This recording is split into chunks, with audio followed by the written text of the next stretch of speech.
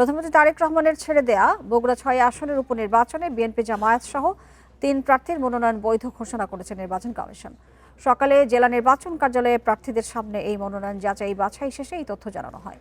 জেলা নির্বাচন কর্মকর্তা মোহাম্মদ ফজলুল করিম জানান, উপনির্বাচনে বিএনপি থেকে প্রতিদ্বন্দ্বিতা করবেন রেজাউল করিম বাদশাহ, জামায়াত থেকে আবিদুর রহমান সোহেল এবং বাংলাদেশ ডেভেলপমেন্ট পার্টি থেকে আল আমিন তালুকদার। গত ২ মার্চ মনোনয়ন উত্তোলন এবং দাখিলের শেষ দিন ছিল। গেল ১২ ফেব্রুয়ারি ত্রয়োদশ সংসদ নির্বাচনে প্রধানমন্ত্রী তারেক রহমান বগুড়া ৬ এবং ঢাকা ১৭ আসন থেকে বিজয়ী হন। পরে বগুড়ার আসনটি ছেড়ে দিলে নির্বাচন কমিশন শূন্য ও উপনির্বাচনের তফসিল ঘোষণা করে।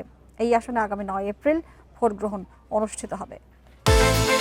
বিকাশ পেমেন্টে ১০,০০০ টাকার বেশি অফার। শপিং চলছে তো। যাচাই বাছাইয়ে ৩ জন যে দাখিল করেছিল, ৩ জনের মধ্যে বাংলাদেশ জাতীয়তাবাদী দলের একজন, বাংলাদেশ জামাতি ইসলামী দলের একজন, বাংলাদেশ ডেভেলপমেন্ট পার্টির দলের একজন এবং ৩ জনের মনোনয়নপত্র যাচাই বাছাই অন্তে আমরা গ্রহণ করেছি, মানে বৈধ ঘোষণা করেছি।